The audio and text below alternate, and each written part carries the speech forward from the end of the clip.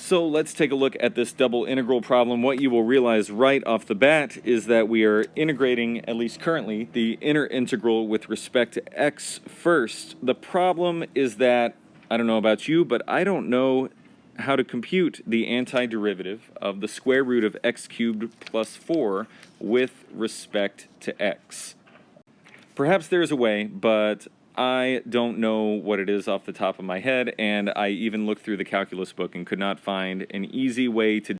And when situations like that occur, we do have one option, one technique that we can fall back on, and it is reversing the order of integration. In other words, we can rewrite this integral and integrate it first with respect to y and then with respect to x. And the advantage in doing that is that, well, the antiderivative of this thing with respect to y is just y times the square root of x cubed plus 4. We don't get log jammed immediately right at the inner integral. That's the good news. The bad news is that we have to, it's not as simple, say, as just also exchanging verbatim the boundaries of integration. Don't write this part down. Okay, it would not be good to write this part down. We cannot do that. Okay, and there are a number of reasons for that. We discussed many of them in previous videos. Just for now, let's just suffice it to say that that is not going to fly. So the bad news is that we have to sketch the region of integration and then determine what our new bounds are with respect to this ordering. So the inner integral we can see goes from x equals the square root of y to x is equal to 3. X equals the square root of y, you might know by a more conventional representation as y is equal to x squared, and specifically because it's the positive square root of y, we really mean the right wing of the parabola y is equal to x squared. Okay, and then x is equal to 3 is just a vertical line. Okay, even I can draw that. Whew, that was a close one. All right, so remember, this is with respect to x, at least currently, which means that we're moving, instead of from down to up, we're going from left to right. So the region is going this way. It's saying, hey, start at this parabola and go right until you get to x is equal to 3.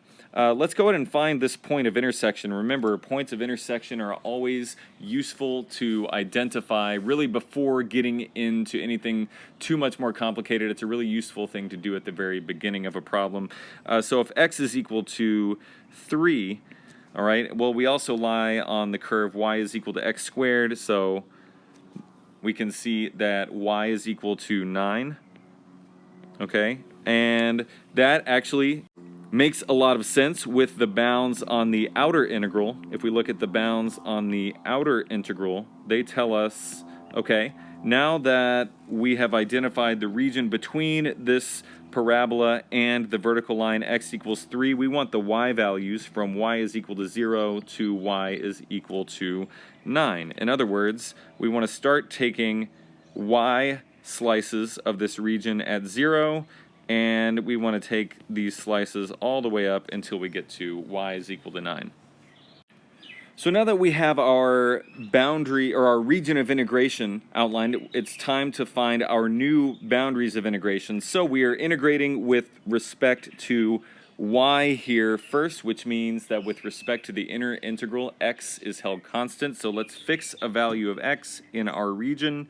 All right, so this is our initial slice, and we want to know, where does it start, at what y value does it start, and at what y value does it end? So we can see that all slices, this particular slice, but all slices, no matter where we take them, start at y is equal to 0, and then they all end on the curve y is equal to x squared. So that gives us the boundaries for the inner integral. All right, and then we say, then we ask our outer integral questions, which are, what is the x value of the first slice and what is the x value of the last slice? So of course we don't just want the one slice that we have, we want to start taking slices all the way over here, and then we want to keep taking them until we get to the rightmost boundary of the region. So over here we want to start taking slices at x is equal to 0, and then we stop taking them at x is equal to 3.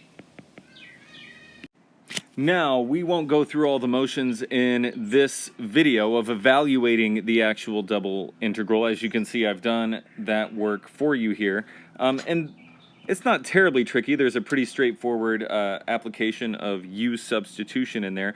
But the point is that we went from an integral that was either very, very difficult, if not impossible to evaluate, to a double integral that actually could be evaluated. And in fact, we were able to simplify it all the way down to 109.73. So as an exercise, work through this, make sure you know how the mechanics of evaluating a double integral work. The real point, however, the real point of this video was that in order to even get to a point where we could evaluate this double integral, we needed to reverse the order of integration. Anyways, thanks for watching, and be careful with those double integrals out there, friends.